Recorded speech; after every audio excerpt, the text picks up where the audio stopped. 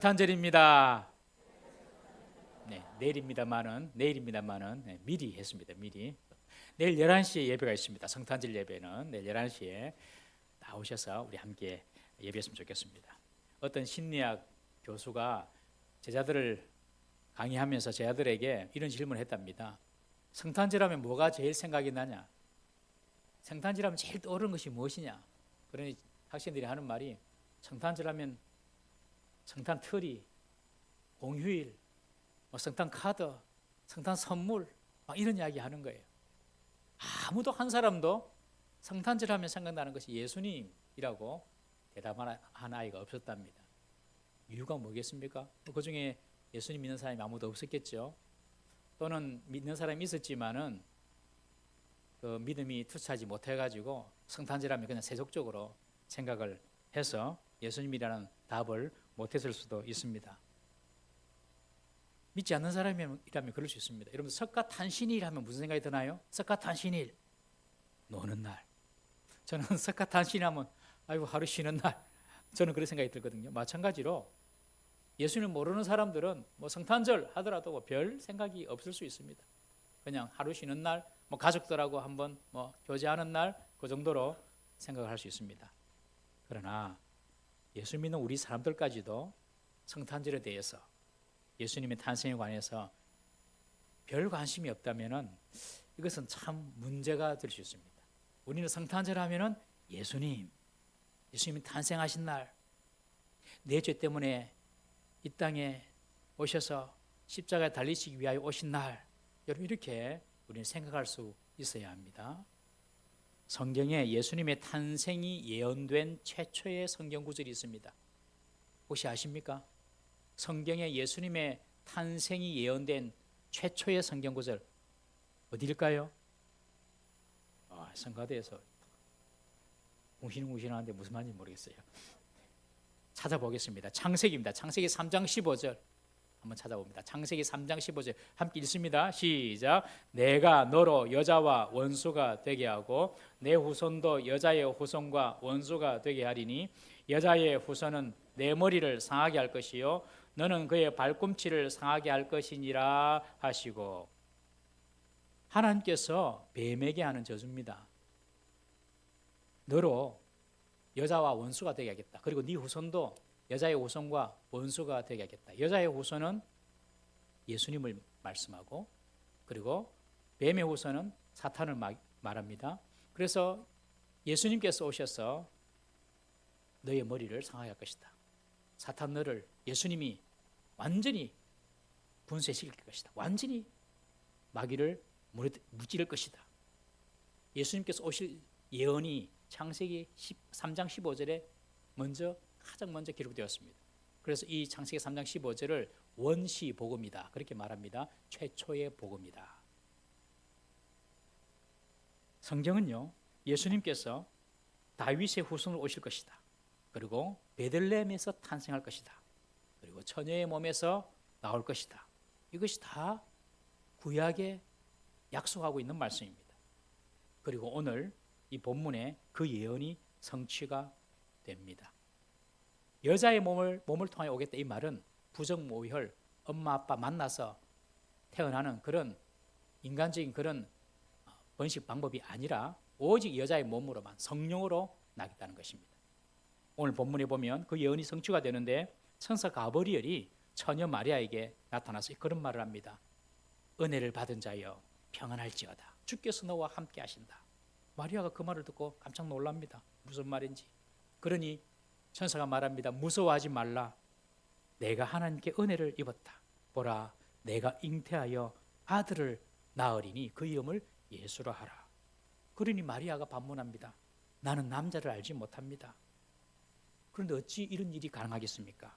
그때 천사가 말합니다. 성령이 너에게 임하시고 지극히 높으신 이의 능력이 너를 덮으리니 주의 말씀은 능하지 못하심이 없다. 사람의 힘으로는 안 되지만은, 사람의 힘으로는 불가능하지만은 성령의 능력으로, 하나님의 능력으로 그 일이 이루어지게 될 것이다. 그렇게 말씀하신 하나님의 말씀은 능력이 있어서 하나님의 말씀은 능치 못하심이 없다. 그 말씀대로 이루어질 것이다 라고 말씀합니다. 여러분, 하나님의 능력은 무한하심을 믿으시기 바랍니다. 하나님의 말씀은 반드시 성취가 되고 하나님의 말씀은 능력이 있음을 믿으시기를 바랍니다. 하나님의 말씀으로 완전한 무에서 이 천지 만물이 창조되지 않았습니까? 사람으로는 할 수 없지만 하나님으로서는 할 수가 있습니다. 여러분, 믿음은 불완전하고 그리고 한계가 있는 우리 자신을 바라보는 것이 믿음이 아니라 믿음은 완전하시고 그리고 전능하신 하나님을 바라보는 것이 믿음인 줄 기억하시기를 바랍니다. 믿음의 사람은 사람을 보는 것이 아니라 하나님을 바라보는 것입니다. 천사 가브리엘은 도저히 인간적으로는 불가능해 보이지만 오직 성령의 능력으로 그리고 하나님의 능력으로 하나님이 약속하신 그 말씀대로 너에게 성령으로 잉태하는 그런 일들이 일어날 것이라는 것입니다.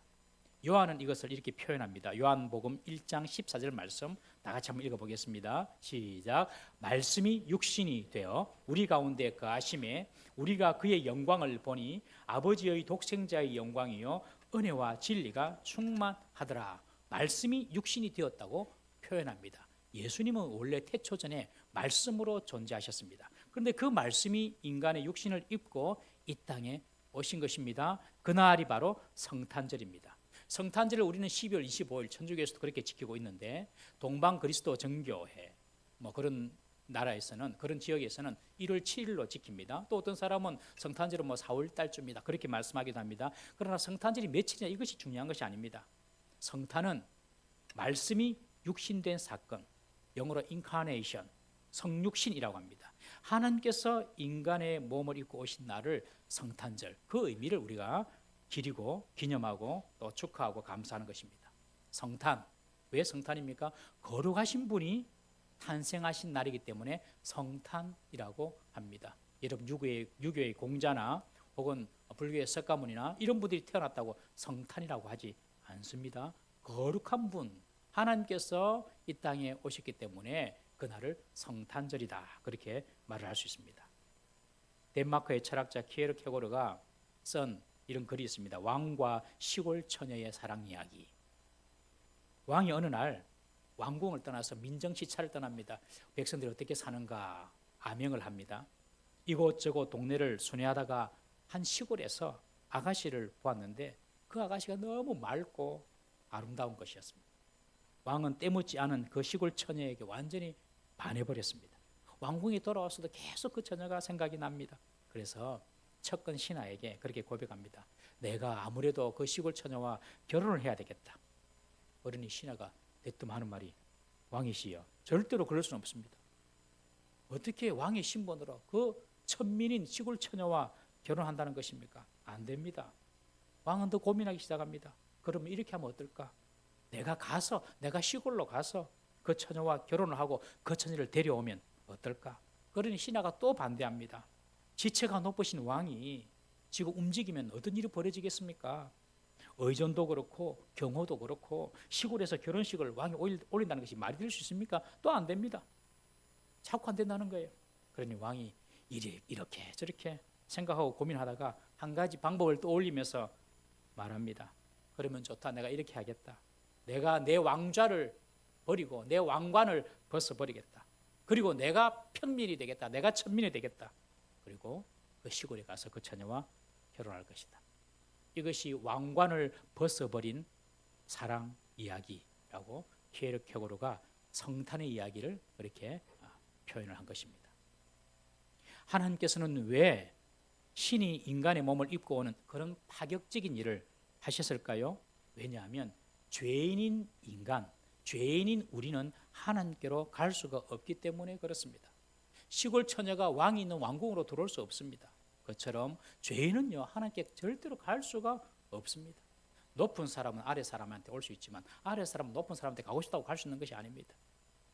그래서 하나님께서 하늘의 모든 왕좌 영광 다 내려놓고 비천한 인간의 몸을 입고 우리 수준까지 낮아지셔서 우리에게 오신 것입니다. 그것이 성육신의 사건입니다. 성육신은 최고의 사랑의 표현이며 섬김의 극치인 것입니다. 하나님은 하늘의 영광, 능력, 권력, 특권 다 내려놓으시고 사랑과 같이 되신 것입니다. 이것이 바로 참 사랑입니다. 그냥 상대와 같이 맞춰주는 것, 내려오는 것, 그것이 성육신의 의미고 참 사랑의 내용입니다. 여러분, 참 사랑은 상대를 이해하고 상대와 같이 되어주는 것이 참 사랑입니다. 내 방식, 내 기준, 내 수준을 요구하는 것이 아니라 상대를 위해서 그의 마음, 그의 형편, 그의 수준에 맞추어 주는 것입니다. 내 중심, 이기주의, 이런 것은 자신을 낮추는 것도 아니고 참 사랑도 아닙니다. 하나님께서 성탄절, 성육신으로 오심으로 사랑을 보여주신 것입니다. 여러분, 인생에서 가장 소중한 것이 뭐라고 생각하십니까? 여러분들은 인생에서 뭐가 가장 소중하다고 생각합니까? 다 나름대로 뭐 생각 있으시겠죠? 이런 책이 있습니다. 인생에서 가장 소중한 것. 부제로 이 땅의 서성 17명이 말하는 삶의 정수라는 그런 부제가 있습니다. 이 책은 국민일보 선임 기자였던 이태영 기자가 17명의 유명한 분들을 쫙 만나가지고 인터뷰를 하고 그들이 인생에서 가장 소중한 것이 무엇인지를 기록한 책입니다. 한번 읽어보시면 아마 유익할 겁니다. 17분을 인터뷰했는데 이 중에 우리가 더러 잘 아는 분도 계십니다. 이혜인, 김용택, 이철환, 서영은, 한민복, 임지호, 한비야, 혜민, 김난도, 하종강, 이어령, 미우라 미스요, 고은, 김남조, 정진홍, 한완상, 강영우. 우리도 몇 분은 좀 유명한 분이죠. 다 이 내용들이 주옥 같은데 그 중에 일본인이 하나 들어 있습니다. 미우라 미스요라는 분인데 이분은 일본에서 빙점 소설로 유명한 미우라 아야코 아시죠? 그 미우라 아야코의 남편입니다. 미우라 아야코의 남편이 미우라 미스요인데 이 미스요 씨는 많이 배우지 않았습니다. 공부는 많이 하지 않았지만 하나님을 믿는, 예수님을 믿는 이 믿음이 아주 독실하고 깊었던 청년이었습니다. 이 미스요 씨가 청년 때에 결핵요양병원에서 봉사활동을 했습니다. 그리고 그곳에서 척추결핵으로 누워있는 26세의 미우라 아야코 교사였는데 당시 그 미우라 아야코를 만납니다. 당시 미우라 아야코는 26세 때에 그냥 요양병원에 들어갔으니까 거의 그녀는 삶을 다 포기하고 살았습니다. 언제 죽을지 그것만 바라보고 살았습니다. 그런데 이 미우라 아야코가 그 요양병원에서 어릴 때 자신의 친구인 다다시라는 친구를 만납니다.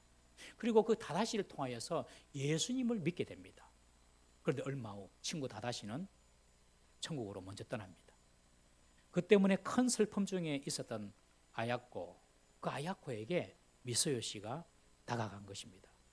그때 이 아야코는 미스요 씨를 보고 자기에게 복음을 전해준 그 친구 다다시가 생각이 납니다. 너무 비슷한 분위기라든지 외모가 닮았다는 거예요.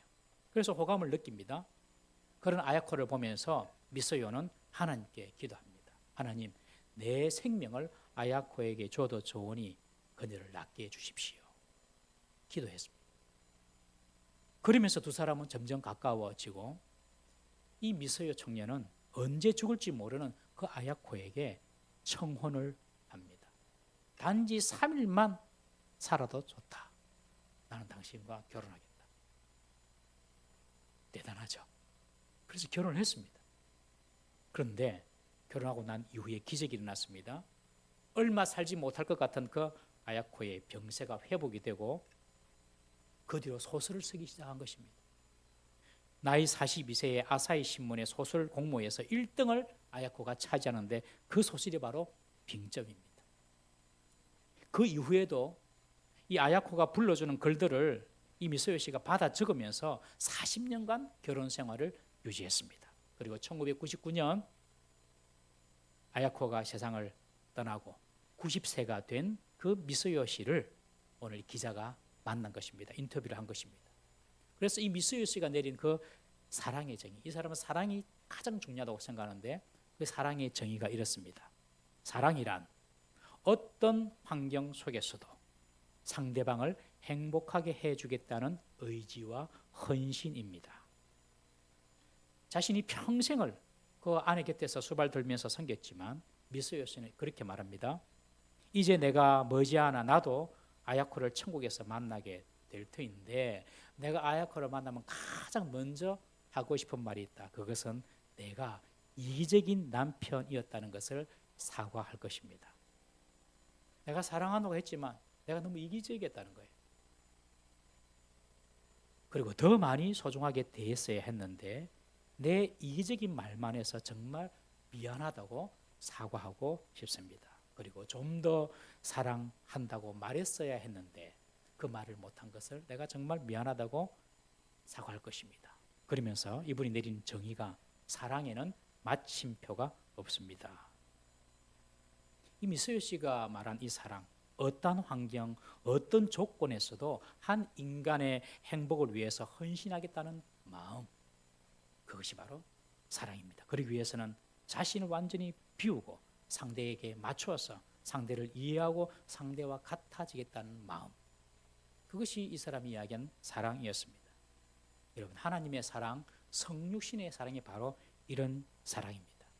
어떠한 환경과 조건 가운데서도 하나님 우리를 포기하지 않으시고 도리어 하늘 영광을 버리시고 우리까지 낮추시면서 우리에게 찾아와 주셨습니다.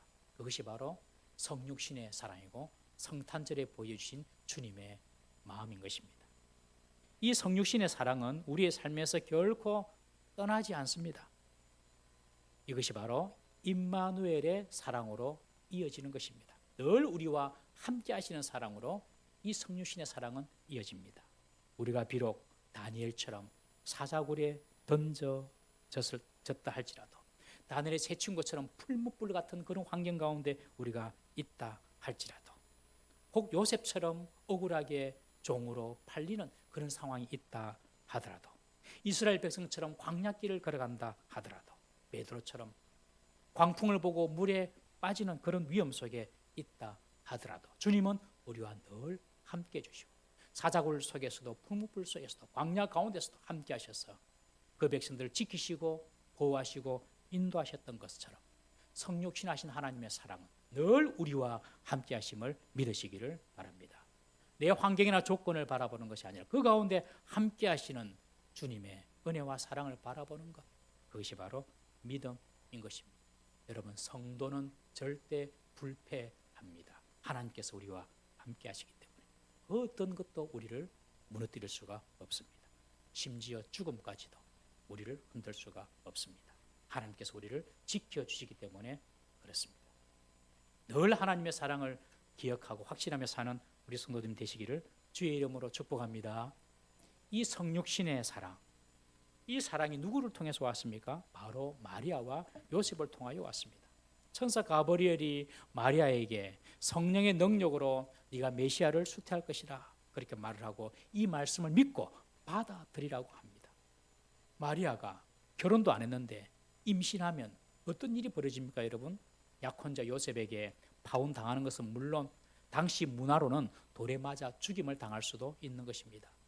천사 가브리엘이 마리아에게 네 몸을 좀 빌려서 메시아를 오게 하자, 이런 제안은 정말로 두렵고 무서운 제안입니다. 목숨을 걸어야 하는, 인생을 걸어야 하는 그런 제안입니다. 그런 일이 일어나고 나면 마리아의 남은 인생 뭐가 되겠습니까, 여러분? 목숨을 걸고 인생을 걸어야 되는 그런 제안을 지금 천사가 마리아에게 하는 것입니다. 여러분은 무엇에 목숨을 걸고 사십니까? 여러분은 어떤 사람에게 목숨을 걸고 살고 있습니까? 우리에게 정말 목숨을 걸고 살 만한 가치가 무엇입니까? 남편들만 말씀해 보십시오. 아내를 위하여 목숨을 걸 수 있습니까? 아멘 한 사람 나왔습니다. 아내들에게 말합니다. 남편을 위하여 목숨을 걸 수 있습니까? 자, 자식을 위하여 목숨을 걸 수 있습니까? 네, 아무 소용 없습니다. 자식은 결국에는 부부가 남습니다. 물론 자식도 소중하죠. 어떤 사람은 돈을 위해서 목숨을 겁니다.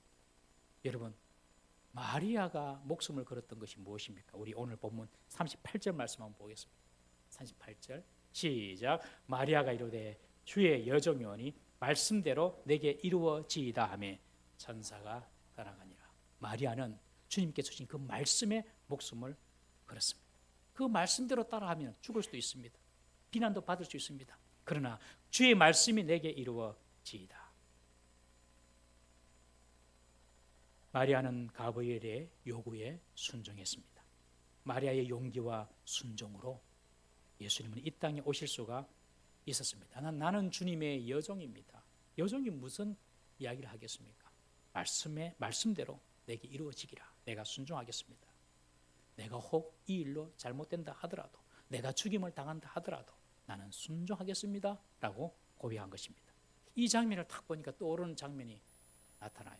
페르시아의 아수에로 왕 앞으로 3일 동안 금식하고 나아가는 여왕 에스더가 생각이 납니다.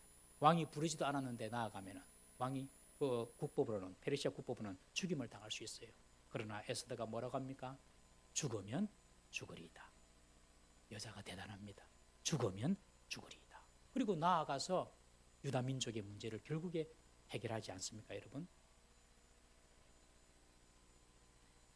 마리아는 내가 죽으면 죽겠다 이런 결심을 가지고 가브리엘의 말에 순종하고 자기 몸의 성령으로 메시아가 들어오기를 받아들입니다. 마리아가 임신했다는 소식이 약혼자 요셉에게 들립니다. 자신과 약혼한 여자가 자신과 상관없는 아이를 가진 것입니다. 여러분 어떻게 하시겠습니까? 여러분들이라면 어떻게 하시겠습니까? 요셉의 반응을 한번 보겠습니다. 마태복음 1장 19절 20절 다 같이 읽습니다. 시작. 그의 남편 요셉은 의로운 사람이라 그를 드러내지 않고 가만히 끊고자 하여 이 일을 생각할 때에 주의 사자가 현몽하여 이르되 다윗의 자손 요셉아 내 아내 마리아 데려오기를 무서워하지 말라. 그에게 잉태된 자는 성령으로 된 것이라. 요셉이 마리아의 임신 소식을 들을 때에 이 요셉의 반응은 오늘 본문에 보면 그는 의로운 사람이기 때문에 마리아를 드러내지 않고 가만히 끊고자 했다라고 기록하고 있습니다. 요셉이 의로운 사람이랍니다. 정의로운 사람이랍니다. 여러분 의롭고 정의로운 사람이면 어떻게 행동해야 됩니까? 마리아를 공회에 불러 세우고 자초지종을 묻고 마리아의 죄를 따져야 하지 않습니까, 여러분? 여러분 우리는 의 이렇게 생각하면 심판을 먼저 떠올립니다. 의하면 심판. 그것은 세상의 의입니다. 세상의 의. 세상의 의는 심판을 바라봅니다. 그러나 하나님의 의는 그렇지 않습니다. 세상의 의로 살아온 사람은 세상 마지막 날 하나님 앞에서 최후의 심판을 당할 때에 자신이 생각했던 그런 세상의 의로 심판받게 됩니다. 여러분 지옥 가는 것이 예수 안 믿어서 지옥 가는 것이 아닙니다. 오해는 하지 마십시오. 또 이걸 또 이상하게 터질까 봐가지고 말하는 예수 안 믿어서 지옥 가는 것이 아닙니다. 지옥 가는 이유는 죄가 있어서 지옥 가는 것입니다. 그 죄를 죄 없는 사람이 어디 있습니까? 그 죄를 해결하는 방법이 누굽니까? 예수님밖에 없어요. 그러니까 예수 믿어야지 천국 가는 거예요. 그러나 세상적인 의로만 기준을 삼으면 결국 하나님의 심판대 앞에서 그 세상적인 의로 심판받게 되는 것입니다. 하나님의 의는 무엇이냐면 믿음입니다. 믿음. 하나님은 믿는 자를 의롭다고 칭해 줍니다. 하나님의 의는 사랑입니다. 사랑은 모든 율법을 이룹니다. 로마서 13장 10절 말씀 한번 보겠습니다. 시작. 사랑은 이웃에게 악을 행하지 아니하나니 그러므로 사랑은 율법의 완성이니라. 율법이 정의고 공인 같은데 그렇지 않고 그 모든 율법을 완성한 것이 바로 사랑입니다. 사랑은 상대의 허물을 드러내지 않습니다. 도리어 허물을 덮어줍니다.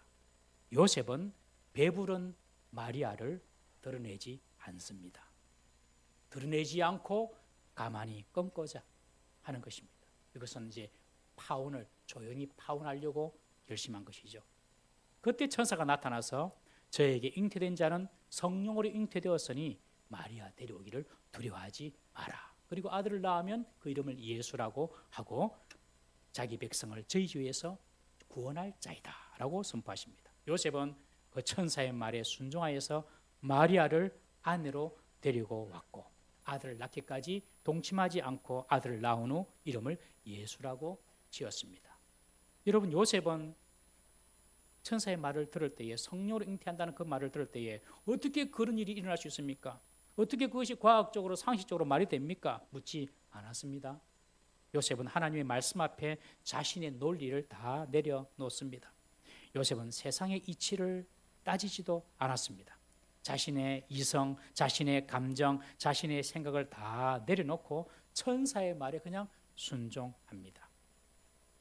하나님께서는 인류를 구원하시기 위해서 당신의 독생자를 성육신의 사랑으로 이 땅에 보내시는데 합당한 사람을 찾으셨어요.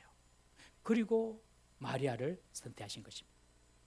그리고 그 마리아의 그 상황을 덮어주고 그 상황을 지켜줄 남편이 필요했습니다. 그 남편이 바로 요셉이었습니다. 결국 이 두 사람은 주의 말씀이라면 아멘하고 순종하는 사람이었습니다. 하나님은 당신의 아들 독생자 예수 그리스도를 인류를 구원하기 위해 이 땅에 보내시기 위하여서 순종하는 부부를 찾으셨습니다. 마리아는 나는 주의 계집종이오니 말씀대로 내게 이루어지이다 하고 결단하고 순종했고, 요셉은 성령으로 잉태된 마리아 데려오기를 두려워하지 말라는 천사의 말에 순종했습니다. 한 사람만 순종해서는 되지 않습니다. 부부는 두 사람 다 순종해야 합니다. 부부는 서로 항상 닮기 마련이지 않습니까? 초대 예루살렘 교회에서 사도행전에 보면 아나니아와 삽비라는 부부가 있습니다. 이 아나니아와 삽비라가 자신들이 판 밭을 팝니다. 그 밭을 팔고 그 판 값을 베드로에게 가져옵니다. 가져와서 우리가 밭을 팔았는데 이것을 헌금합니다. 헌금 안 해도 됩니다. 뭘 안 합니다. 그러나 아나니아와 삽비라는 허영심이 있어가지고 공명심이 있어가지고 밭을 팔았긴 팔았는데 전액을 바치기는 너무 아깝고 일부만 바치면서 이것이 전부입니다 하면서 베드로에게 말을 합니다. 일부 전부 아니고요. 일부는 제게 남겨두고요. 좀 드립니다. 그러면 됩니다. 그런데 아나니아와 삽비라는 거짓말로 너무너무 닮았습니다. 그래가지고 그날 한날 한시에 부부가 죽습니다. 그러나 마리아와 요셉은 모두 순종하는 모습으로 닮았습니다. 우리 교회에 있는 부부들은 다 주님 앞에서 순종하고 헌신하는 모습으로 닮기를 주의 이름으로 축복합니다. 하나님께서는 순종하는 부부를 찾으셔서 예수님을 이 땅에 보내시는 통로로 사용하신 것입니다. 하나님께서 이 두 사람을 선택하신 것은 이들에게도 큰 은혜고 특권이었습니다. 그래서 천사 가브리엘은 마리아를 보고 네가 은혜를 받은 자다, 은혜를 입었다라고 두 번이나 반복해서 말합니다. 여러분, 그러나 은혜를 받았다 하더라도 그 은혜가 진정한 결실로 나타나려면 여러분 대가를 지불해야 됩니다. 순종과 헌신이 따라와야 한다는 것입니다. 마리아와 요셉 모두 하나님의 선택하신 은혜를 감당하기 위해서 순종과 헌신으로 그 대가를 지불했던 것입니다. 사실 그들이 하나님의 말씀에 순종하는 순간 어떤 일이 벌어집니까? 율법의 정죄와 사람들의 비난, 감수해야만 했을 것입니다. 심지어 목숨의 위협도 당할 수도 있었습니다. 그러나 마리아와 요셉은 그것을 감당하기로 결심한 것입니다. 여러분, 오늘날도 은혜를 입은 사람이 많습니다. 저와 여러분들은 다 은혜를 입었습니다. 하나님께서 우리를 하나님의 자녀로 불러주셨고 하늘의 비밀을 알게 해주셨고 장차 망하고 없어질 이 땅에서 이 땅을 위하여 살지 않고 영원한 저 하늘의 소망을 두고 살게 하시고 하나님을 예배하는 자로 우리가 이곳에 있다는 것 자체가 여러분 기적이고 은혜인 줄 믿으시기 바랍니다. 우리는 이미 은혜를 받았습니다. 그러나 모든 사람이 그 은혜의 열매를 다 누리는 것은 아닙니다. 은혜는 받은 것으로 끝이 아닙니다. 순종과 헌신으로 은혜의 열매가 만들어지는 것입니다. 우리가 흔히 예배 시간에 은혜 받았다 그렇게 말을 하잖아요. 그러면서도 여전히 우리의 삶은 변화가 없고 은혜가 주는 그 풍성한 열매를 맺지 못하는 신앙생활을 할 때가 참 많지 않습니까, 여러분? 은혜는 받았지만 그 은혜에 부응하는 순종과 헌신이 없기 때문에 그렇습니다. 여러분, 순종하고 헌신할 때에 은혜가 열매로 우리 삶에 맺혀지는 것입니다. 구원은 오직 은혜로 받지만 그 은혜의 결실과 축복은 삶의 순종과 헌신으로 이루어지는 것입니다. 성육신하신 하나님의 사랑과 구원은요, 오직 헌신하고 순종하는 사람들에게만 임하는 하나님의 축복이며 은혜인 것입니다. 성탄절은 바로 이 하나님의 성육신하신 그 사랑을 확인하는 시간입니다. 그리고 예수님처럼 우리들도 성육신의 사랑으로 서로를 대하고 섬기는 순종과 헌신을 다시 한 번 더 결심하는, 다짐하는 날이라고 볼 수 있습니다. 여러분, 우리가 초대 우리 교회에 우리나라에 기독교가 들어왔을 때 얼마나 그 기독교인들을 우리 백성들이 존중하고 존경했습니까? 그런데 오늘날 보십시오. 대한민국 사람들에게 인기가 없고 이 복음이 별 영향력이 없어요. 아직까지도 미국, 저는 오래전에 갔다 봤지만은 목사다 그러면 일단 믿어주더라고요. 근데 우리나라에서 목사다 그러면 누가 믿습니까? 성도다 그러면 믿습니까, 여러분? 그것이 보정수표가 됩니까? 왜 이렇게 되었습니까? 왜 우리 신앙이 이렇게 되었습니까? 우리가 믿는 예수님이 잘못되었습니까? 아니면 우리가 믿는, 그리고 우리가 붙잡는 진리가 잘못되었습니까? 문제가 없죠, 그것들은. 그분들, 예수님은 진리는 문제가 없습니다. 우리에게 성육신으로 오신 그 예수님의 은혜에 반응하는 순종과 헌신이 없기 때문에 그렇습니다. 우리에게 그 은혜에 반응하는 순종과 헌신이 없어요. 여러분, 이번 성탄절에 하나님이 가장 기뻐하시는 제사가 무엇이겠습니까, 여러분? 헌금해가지고 감사하는 그거겠습니까? 그냥 한번 예배 참석하는 그거겠습니까? 이 성탄절에 하나님께서 가장 기뻐하는 제사가 무엇이겠습니까?